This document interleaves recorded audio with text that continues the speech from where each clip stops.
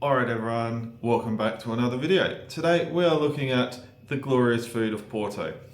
Yes, I've already done a video with a range of food from Porto, but it really didn't do the Francesinha justice, and I thought I'd show you perhaps some more videos to see if I could find a better version, because the version I showed you was not a Francesinha, it was just a vegetable sandwich dressed up to look like a Francesinha. So nothing against the restaurant or the people in the video, but you know, it's not a Francesinha, and that's just the bottom line. Alright, so today we're watching from Dank Eats, best food in Porto, the top 20 restaurants and bars for authentic Portuguese food tour. So please like and subscribe my channel. I'm looking to grow this channel to 500 subscribers. And please watch the full video on Dank Eats and subscribe to his channel and support them. So let's get into it with no further ado. One of the great debates in Porto is where to find the best Francesinha. It's like asking a New Yorker where to find the best pizza. For those that are not familiar, this sandwich originates in Porto and it literally means little French girl. However, there's nothing little about this. It's filled with layers of beefsteak, cured meat, fresh sausages, topped with melty cheese, covered with a beer sauce, and served with French fries. Yuko is about 15 minutes outside of downtown, but it's well worth the drive, and I recommend you make a reservation. I tried 4 to 5 of the other top Francesinha spots in town, and this was my favorite. Alright, firstly apologies for the audio of this video. Seems to be a little bit all over the place, but the point is the food, not really their video. Okay, Francesinha, well worth it and delicious. So if we just wind it back and have a look here, as you can see, I mean the sauce called molho here. Yeah, you can't go wrong. Obviously it is a very meat orientated dish, so if you are of a vegetarian or vegan persuasion, this really isn't a dish for you. My apologies, but it's a Portuguese favourite up in northern Portugal. So it's got lots of layers of pork, there's some steak, there's some some egg, lots of cheese, and it's all, you know, cheese is nicely melted over the bread. It is very delicious, and as far as getting something authentic into you that is Portuguese, definitely give this a go. Yuko is about 15 minutes outside of downtown, but it's well worth the drive, and I recommend you make a reservation. I tried 4 to 5 of the other top Francesinha spots in town, and this was my favorite. Venho Mais Cinco was recommended to us by our tour guide as the best place to find a prego no pau, which is a famous steak sandwich in Portugal. It comes with slightly toasted, perfectly crunchy bread and extremely tender steak with melted cheese on top. This is a go-to sandwich in Portugal. Yeah, these are good. I think these also appeared in the other video. A lot of places will add small little variants of their own. There's secret touch, and you know, these things are delicious when done right. There's not a lot to them. Obviously, it's steak. It's a steak sandwich in a roll, but it is, you know, to do with the cheese or sauce or, you know, the herbs and stuff that they put over the steak, you know, adds their own little fine touch. Portugal, if you're looking for something quick, cheap, and delicious, and as a translation of the restaurant's name would imply, you're going to want them to bring you 5 more. Please don't leave the restaurant without getting this chocolate cake. It was light, airy, and so delicious, and I wanted them to bring me 5 of those as well. Never had one of those. Gazela is one of my favorite spots in Porto, and they're famous for their cachorrinhos, which are small hot dogs that they cover in cheese and toast in a panini press until they're melty with a crunchy bun. This iconic place was put on the map by Tony Bourdain, and for good reason. Be sure to wash them down with a cold draft beer and some fries on the side and enjoy your meal either in the cozy laid-back restaurant or ask to be sat outside in the square. This was perfect for our son. These look delicious. I have not had the privilege of having one yet, so definitely on my bucket list. And to run around and chase birds while we enjoyed a very casual and easy meal. heads up, there's fries everywhere. You've already seen it on the table a couple of times. So nearly every meal you get will have fries with it. Fries, rice, or potatoes. It's the backbone of the Portuguese diet. Of anxiety. Casa Gagis serves up one of the most famous and best sandwiches in Porto and has been doing so since the 70s. Their sandes de pernil, which is a roast pork sandwich, is roasted to perfection and then expertly sliced in the front of the restaurant. The classic sandwich is great, but I love opting for adding some gooey queijo de seda, which is a creamy sheep's milk cheese. Wow, that looked good. That looks like another one to add to my bucket list. So, yeah, I've been here for 2 years and you still, it takes a while to try everything. So I'm really got to make my way back down to Porto and try all this stuff. During my last 2 trips to Portugal, I made it a personal mission of mine to try as many pastel de natas as I humanly could, and the best ones I found were here at Castro. A pastel de nata is a Portuguese custard tart that is made with a classic puff pastry filled with a silky smooth, sweet custard and topped traditionally with a dust of cinnamon.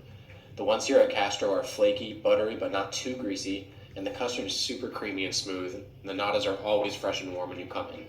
Okay, so just be aware that pastel de natas are available just about everywhere you go. So don't stress that you can only get them in specific tourist districts. In fact, I'd probably say the best ones aren't in the tourist districts. So don't be shy and just hanging out and then finding a local cafe somewhere in a town and going into that. Every region, every town will have their own versions of pastel de natas. So, just because it's heavily promoted tourist district, don't have to rush in to get one. Whereas many shops have them sitting out for quite a while.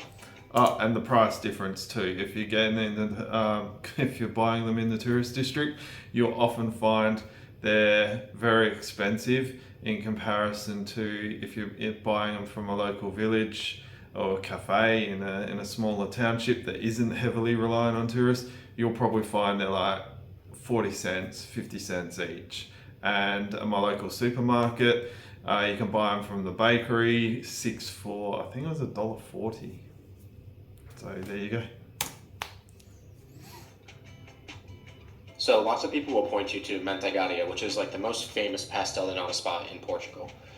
They're all over the place, and don't get me wrong, they're delicious. They were my favorite on my first trip, but then I found Castro. So go here, give them your own comparison. It's very much a personal preference thing.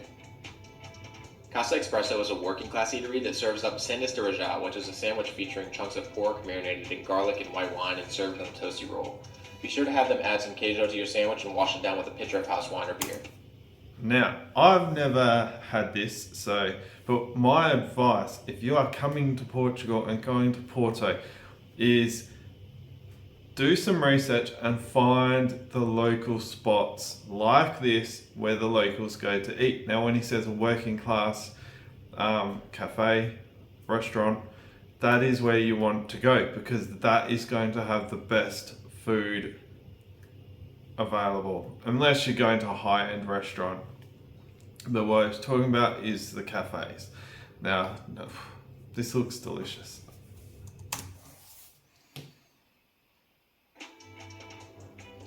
Taberna Santo Antonio was actually recommended to me by the guys at O Velho Eurico, which was mentioned in my Lisbon video. This is a favorite by locals, and we came for both lunch and dinner. I recommend going for lunch, but their dinner was also amazing. If you have an Airbnb with a kitchen, I highly recommend checking out Mercado do Bacalhau. It has an awesome selection of meats and cheeses and fresh vegetables and fruits all grown locally, and you can even find some vendors who will cook you up some stuff on site.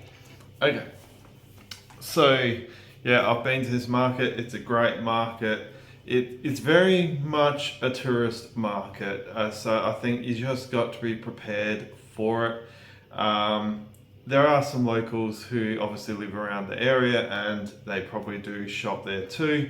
But just be prepared that it's a little bit of designed for tourists.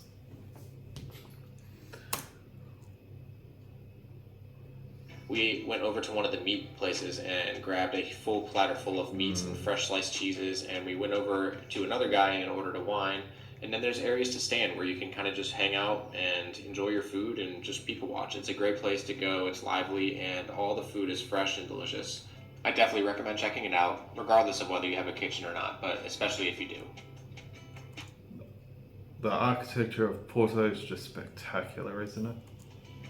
Mariscaria dos Pobres was a seafood restaurant that we were brought to by a local friend of ours because it's her favorite seafood house in Matosinhos, yum. which is the small fishing town directly to the northwest of Porto on the coast. The name directly translates to seafood restaurant for the poor, but that does not translate to how this food tasted. It was amazing and just as good as anything how have else I I not had. gone there? Their prices are very fair and we really loved it here. Wow. I know in Australia you can get like the seafood towers. They tend to be a lot more based around deep fried fish and prawns and stuff. You can obviously get your fresh ones like that, more at your higher end. But didn't that look good? Spectacular. Really got to go to these places. Do Norte Cafe was a really good spot for breakfast. We went here actually twice during our trip because we just kind of got bogged down by just like the heavy foods, the stews, and the seafood and stuff. So this is a good change of pace. They serve like a classic American breakfast options with eggs and avocado and those types of things. And my son really enjoyed it, so we went here. Yeah, that's the problem with Portuguese food. It is very heavy. You're not going to remain light on your feet very long if that's all you do is consume. So it's good to take a little bit of a break and eat some lighter foods, some lighter breakfast, and looked like what they had for breakfast was quite delicious. Here a couple times. The vibe is really good inside and it's beautiful. I highly recommend going there and at least, sampling it out. It's not like a hip spot or anything like that, but there was a line, so they're doing something right. Base Porto is a place we found ourselves at more than one time during the week when we were here in Porto.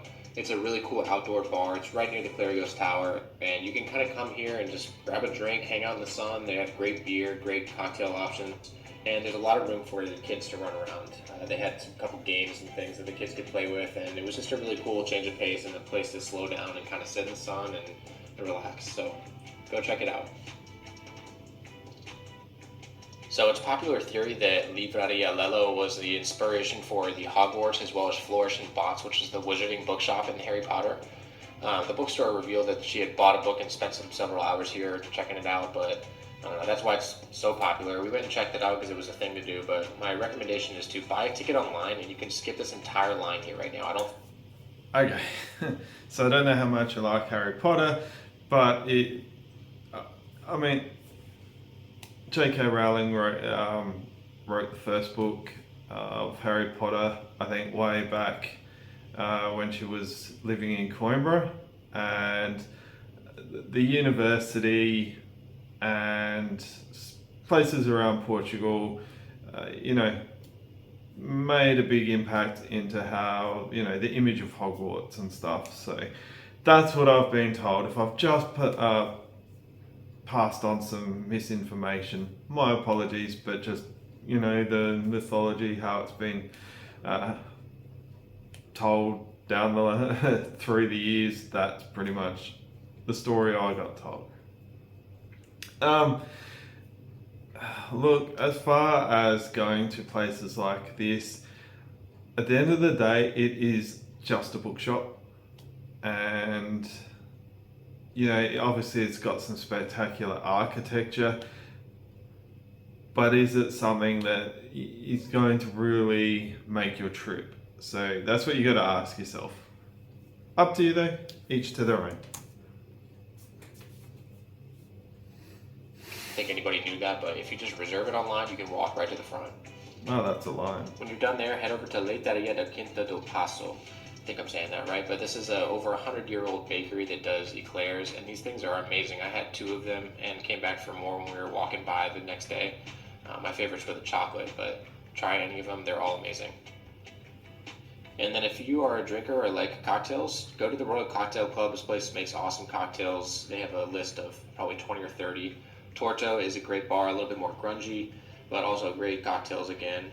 And then the third one is a duela. You can hang out here on the patio. It's a good vibe. Get a beer. It's more laid back and kind of just local scene. Yeah, so local scene, important, because you go out drinking in the tourist districts in Porto to tourist bars, you're going to be charged tourist dollars. Whereas if you go to where the locals hang out and drink, you'll get a lot more reasonable priced alcohol. It's kind of one of those countries that you have to be aware of. Tourist, local, as far as prices go. So my advice is, if you are staying within the tourist district, try and venture out. Like, there's lots of public transport around, easy to navigate. Just get on Google Maps, get an Uber. You'll find some great places to go and visit. Okay, on that note, we're going to leave the video there. Really just wanted to show a bit more of the Portuguese food scene, and perhaps in a bit more detail from the other video. The next video I've got lined up is from Braga. So yeah, I'll try and get that out in a couple of days. In the meantime, please like the video, subscribe to the channel, let's boost the community. And please, if you've got want to relay some of your own experiences, you might have some restaurants and food that wasn't shown in these videos, or yeah, just let me know. All right, let's end it there. Have a good one.